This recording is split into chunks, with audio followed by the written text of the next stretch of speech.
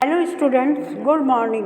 आज हम आपको माखनलाल चतुर्वेदी के बारे में पहले बताएंगे और फिर उसके बाद उसकी व्याख्या समझाएंगे। आप ज़रा पहले ध्यान से सुनिए माखनलाल चतुर्वेदी के जीवन परिचय के बारे में। माखनलाल चतुर्वेदी का नाम माखनलाल चतुर्वेदी था और इनके पिता का नाम पंडित नंदलाल चतुर्वेदी था। क्या था? पंडित नंदलाल चतुर्वेदी था और इनका जन्म सन 1889 ईस्वी में हुआ था। जन्म स्थान इनका क्या था?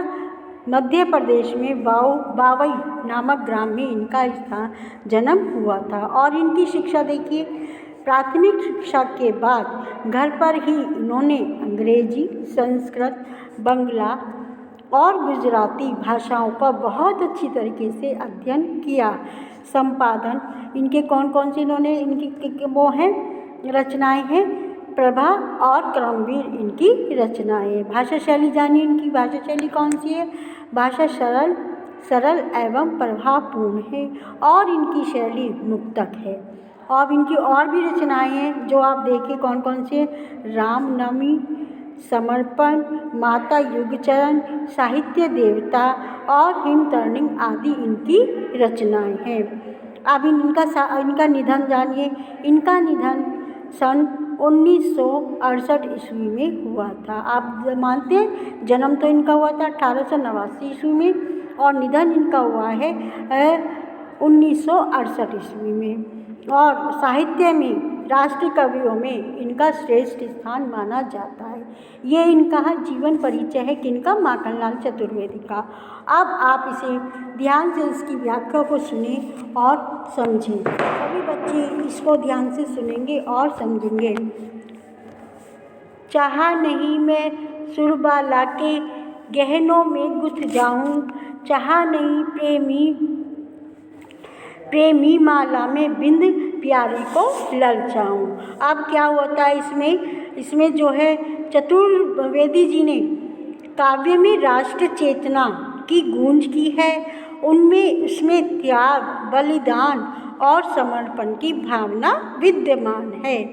इस कविता में कवि ने एक फूल की अभिलाषा के माध्यम से अपने भावों को किस प्रकार से व्यक्त किया है, ये आप अच्छी तरीके से सुनिए।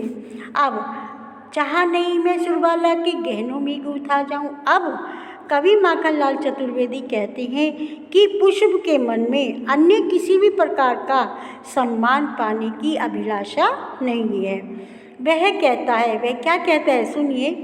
वह कहता है कि मेरी इच्छा यह नहीं है सुरबाला मतलब मेरी इच्छा सुरबाला माने किसी देवी कन्या के आभूषणों में गुंथकर सुख को प्राप्त करूं। उसकी यह इच्छा नहीं है कि मैं किसी देव कन्या के आभूषणों में गुंथकर सुख प्राप्त करूं। और मेरी इच्छा यह भी नहीं है, चाहा नहीं चाहा नहीं प्रेमी माला में बिंद प्यारी को ले। और मेरी यह भी इच्छा नहीं कि मैं किसी प्रेमी द्वारा अपनी प्रेमिका के लिए बनाई गई माला में बिंदकर प्रेमिका को आकर्षित करूं। क्या कह रहे हैं? दोबारा सुन लीजिए कि किसी प्रेमी द्वारा अपनी प्रेमिका के लिए बनाई गई माला में बिंदकर प्रेमिका को क्या करूं? आकर्षित करूं। अब आप आगे देखिए। चाहा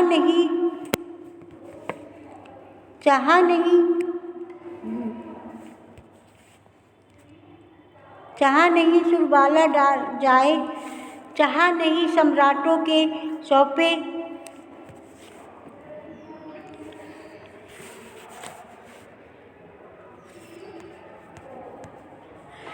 चाहा नहीं सम्राटों के सौ पर के हरि डाला जाऊं, चाहा नहीं देवों के इस पर चढ़ूं भाग्य पर मैं इठलाऊं। अब वो क्या कह रहे हैं सुनिए। देखिए अब कह रहे हैं कि न मैं महामीन सम्राटों के शव पर चढ़ाया जाकर राष्ट्रीय सम्मान प्राप्त चाहता हूँ और न ही श्रद्धालु भक्तों द्वारा पूज्य देवी देवताओं के मस्तक पर चढ़कर अपने भाग्य पे अभिमान करना चाहता हूँ। इस प्रकार से किसी भी प्रकार पुरुष व्यर्थ और निरर्थक मानता है। अब आगे देखिए। मुझे फेंक दे ना बनमाली, मुझे फेंक दे ना बनमाली उस पथ पर, मुझे फेंक दे ना बनमाली,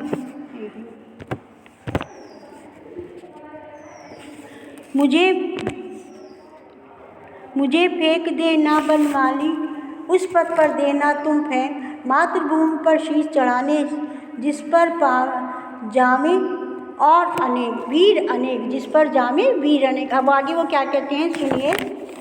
अब वो कह रहे हैं कि पुष्प अपनी अभिलाषा प्रकट करता हुआ कहता है, हे माली तुम मुझे तोड़कर उस मार्ग पर फेंक देना जिस मार्ग से होकर देश के वीर जवानों की टोलियां अपनी जन्मभूमि की रक्षा के लिए अपने प्राणों की आहुति देने के लिए जाएं।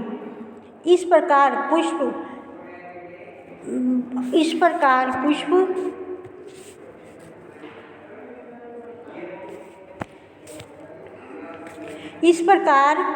प्रकार से पुष्प बलिदान के मार्ग में स्वयं को अर्पित करने के लिए किए जाने में ही क्या करता है, अपने सुख का अनुभव करता है। दोबारा देख लीजिए, पुष्प अपनी अभिलाषा व्यक्त प्रकट करते हुए कहता है, हे माली तुम मुझे तोड़कर उस मार्ग पर फेंक देना जिस मार्ग से होकर देश के वीर जवानों की टोलियां अपनी जन्मभूमि की रक्षा के लिए अपने प्राणों की आहुतियाँ देने के लिए जाएं। इस प्रकार पुष्प बलिदान के मार्ग में स्वयं को अर्पित किए जाने में ही सुख का अनुभव करते हैं। धन्यवाद। अब आपको मैंने पुष्प की अभिलाषा की व्याख्या समझाई है। उम्मीद है आपको समझ में आ गई। आपको जो समझ में नहीं आया आप पूछ लीजिए और इसको बहुत अच्छी तरीके से आप देखिए, समझिए और इसकी जीवनी माखनलाल चतुर्वेदी की जीवनी आप लोग अपनी कॉपी पर लिखें और याद करें।